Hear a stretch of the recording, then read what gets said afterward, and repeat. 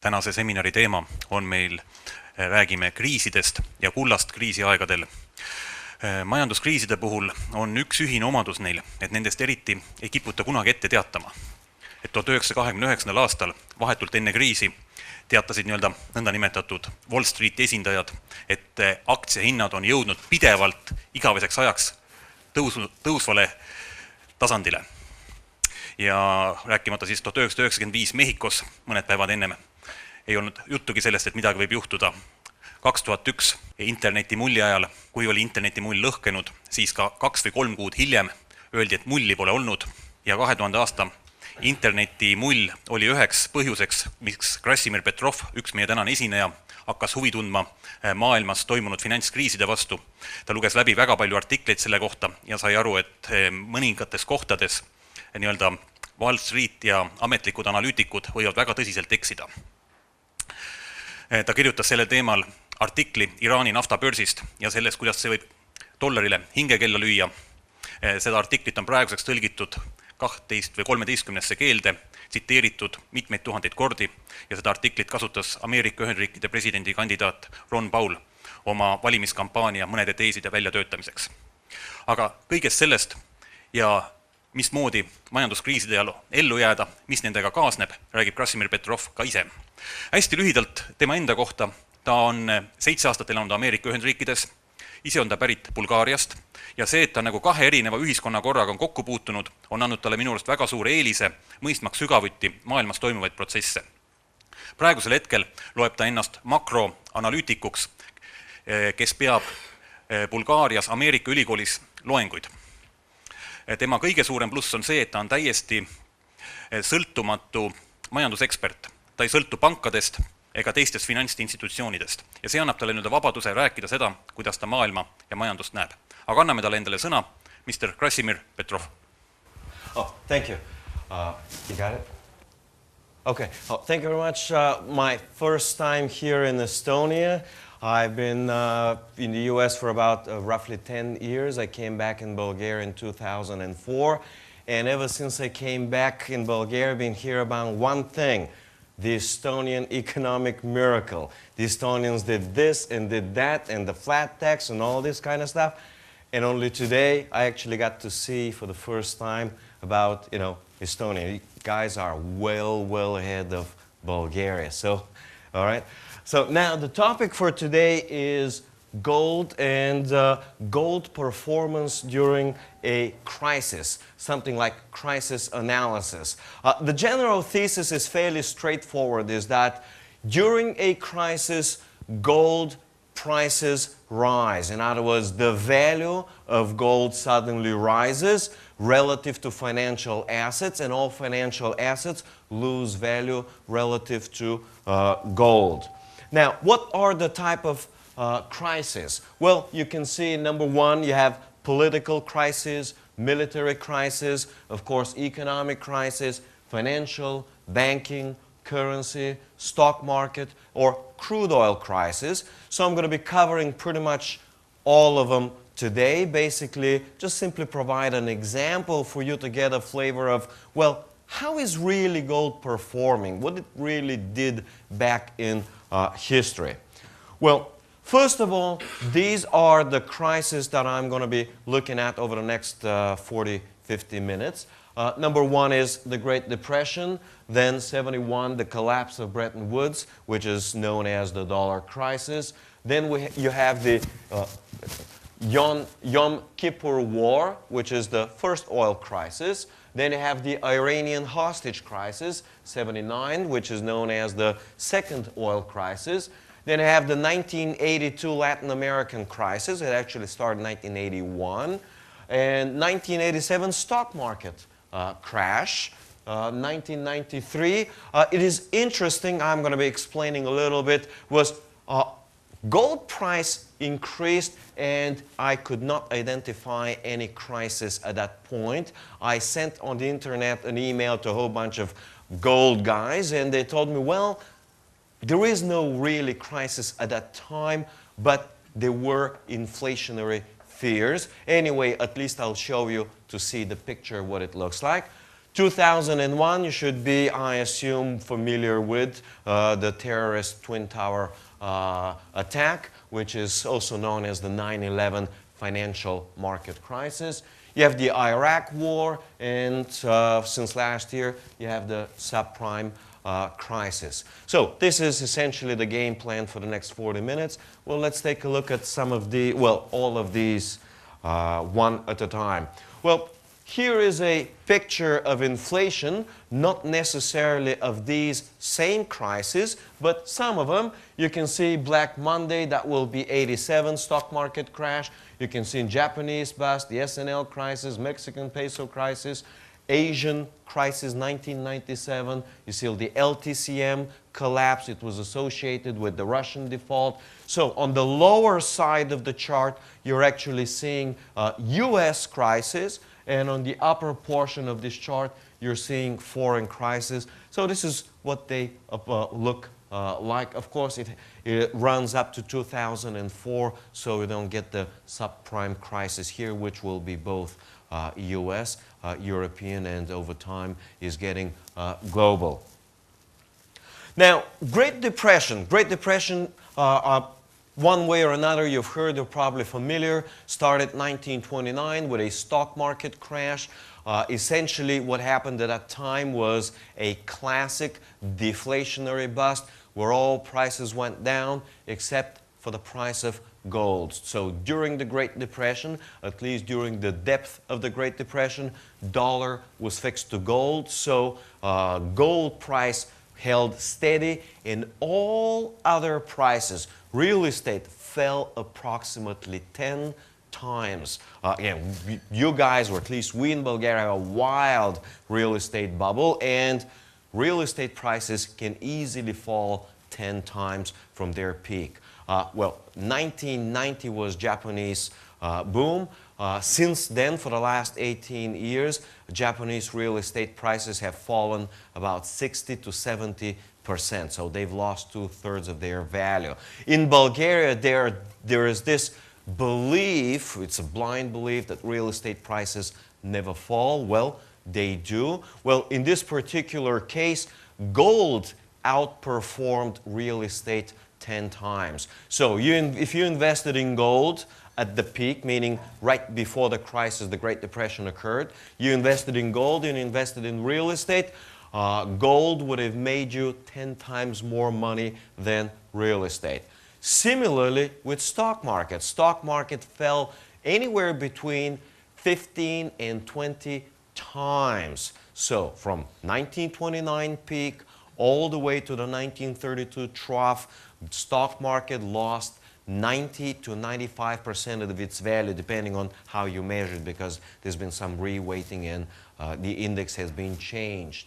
So again, let's summarize here. Stocks, bonds, real estate, and commodity markets all collapsed in prices, and gold outperformed all asset classes roughly by about 10 times, So that's for the Great Depression, 1929, 1932, although it is well accepted that the Great Depression went on and lingered on for another 10 years, roughly until the middle of World War II. So some of the crises that we're going to be looking later on may be short-lived, but there is no problem with a crisis to last easily 10 years. In Japan, the financial crisis, has been running good 17 years and still goes on. All right, 1971.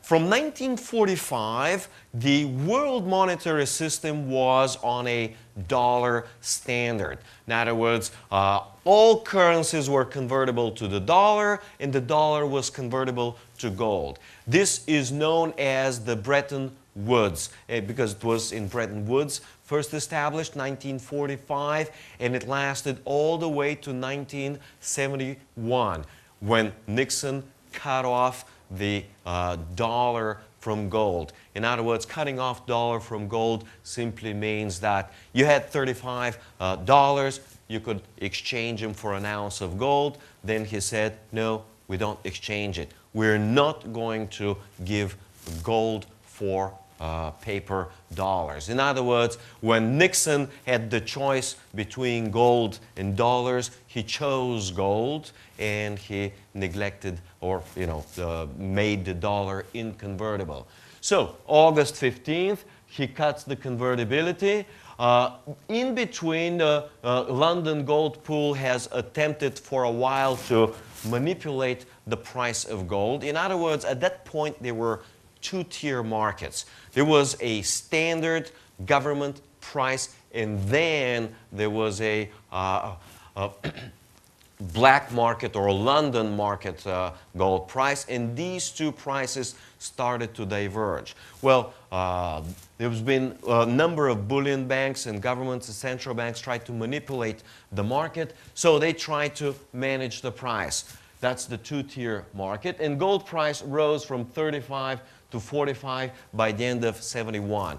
In other words, as the dollar crisis erupted somewhere in the middle of August 1971, by the end of that year, within 6 months, price of gold rose from 35 to 45, roughly by about 1/3. So that's about 1/3, 30% return, roughly in a matter of a few short months, in half a year. So in this particular case, gold performed admirably, 30% in 6 months. The next one is the first oil crisis. First oil crisis is associated, as I've indicated here, 1973 Arab-Israeli War, known as the Ramadan War, the Yom Kippur War, or also known as the October War. The Israelis had military operations. The U.S. were supporting the Israelis. This did not suit well the Arabs, so they say, we're going to embargo and cut off our oil to the U.S. So suddenly, the U.S. was engulfed in a major oil crisis, the first oil crisis. That's also how it's known, first oil crisis. So crude oil prices roughly quadrupled in a matter of weeks. They went roughly from $4 to $12, but gold prices rose to roughly to 170. So by the end of the crisis, gold-oil ratio went up from 11 to 33. This simply means that if oil went up 4 times, gold went up 12 times. So even though there was a crisis, more importantly, there was a major recession. The recession turned out to be a global recession, so this was one of the first synchronized global recessions, excluding wars, world wars. And during that time, even though oil rose dramatically, gold rose many times over. So a classic example of how one event triggers the rising price of one asset, in this particular case, oil, and gold still goes even higher. But the key here is crisis. People felt uncertainty. People were lining up for gasoline. They didn't know, is it going to last? How long it's going to last? So they fled to gold as a safe haven. Now, this is actually a picture. Some of these concepts I'll be showing you in terms of graphs and pictures. Pictures worth 1,000 words. You can see here, this is not the price of gold. This is the price of oil. So you can see where before the oil crisis erupted, and then you get to see how the price of oil spiked. Roughly from 4 probably to about $12, $13. And you see it's been steady since, and then it has been a second spike up all the way. This is 79, 1980 for the second oil crisis. And let's see also what happened with gold. You can see this is 73. This was the beginning of the crisis. Gold is roughly it's roughly like $40 or so.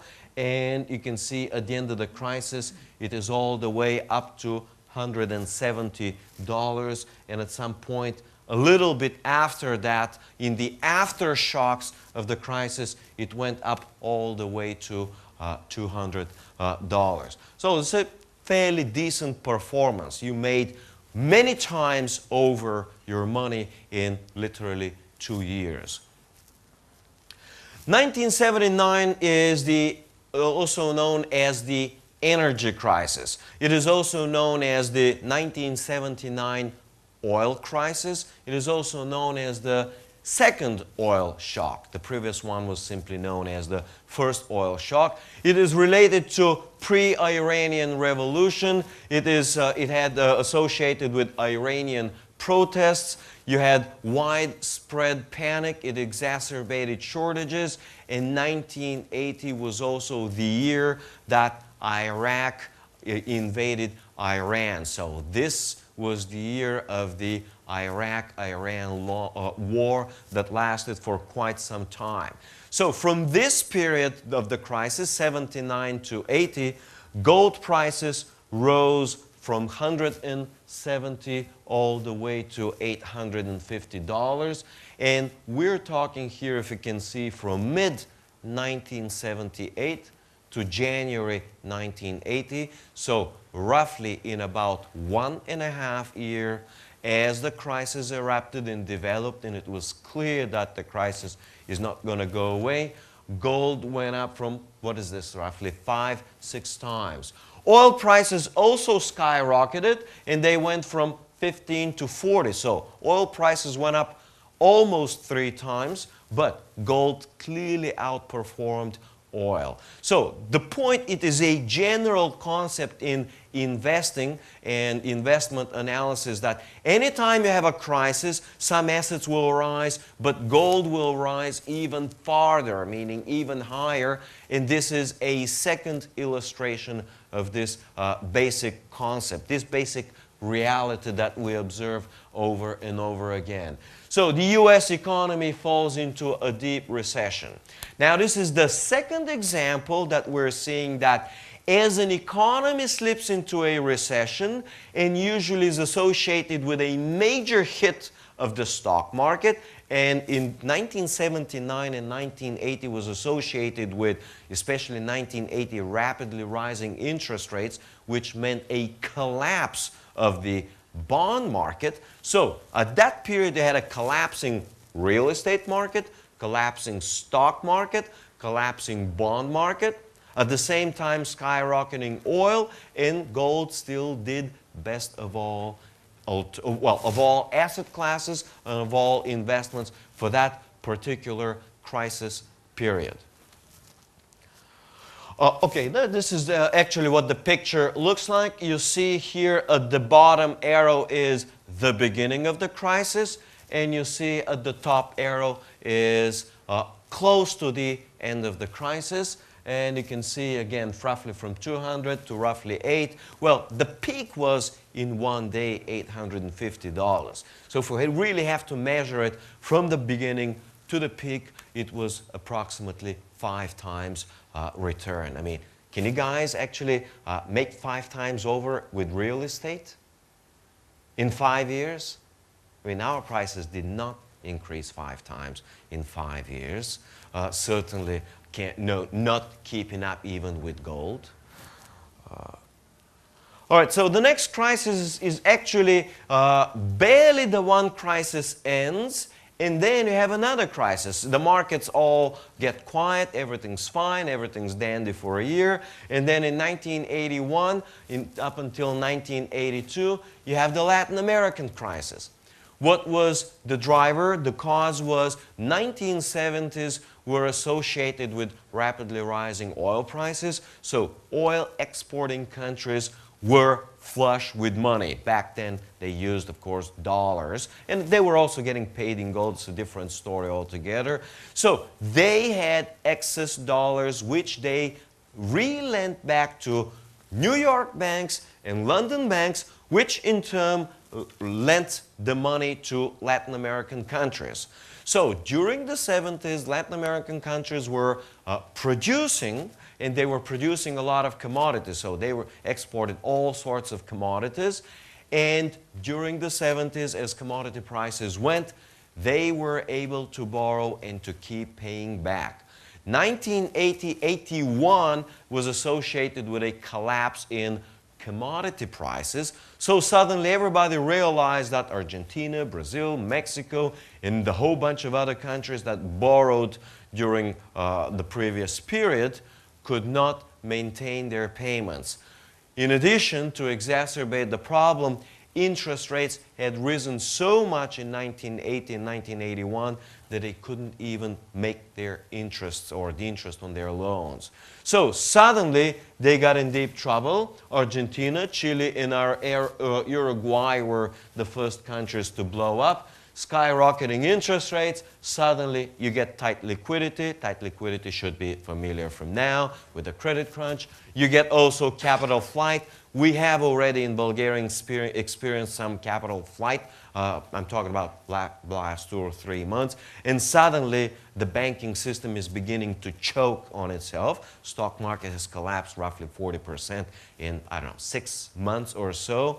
So you also get bank runs. Well, we haven't gotten yet one in Bulgaria. I don't know if you guys had gotten it in Estonia, but back then there were bank runs, and therefore you get, 1 or 2 bank runs, and suddenly the economies are engulfed in a banking crisis. And then, of course, currency run. People rush to switch the local currency, which they perceive as insecure and subject to devaluation, for some harder currency. Back then would be, of course, a dollar and gold. So 1982, the crisis that erupted in 81 spread around. It became to be contagion effect, worldwide effects. You also had Mexico defaulted, and this jeopardized the vitality and the survival of New York banks, which had lent heavily to Mexico and other foreign governments. Up until that point, everyone believed that foreign governments will never, ever default. They will always pay. They'll tax their citizens to death, but they will pay up so that, New York bankers can live a rich, lavish lifestyle. Well, Mexicans, they said the heck with Americans, and suddenly American banks were in deep trouble. So bankruptcy fears for major US banks. Well, you see now the second arrow, what happened. This is the peak of the crisis. So over here you see somewhere 81, that's where the crisis begins. And then you see at the top where the prices of gold peaked. So roughly from 3 to 500, roughly, you can see it yourself on the picture. Well, that's a good 60% return in about a year, year and a half. That's one hell of a good return as far as I'm concerned. 60% return is a decent return by any standards when it comes to a year, year and a half. Plus, it's a return in gold, so at least it's considered to be also a safer return anyway. So,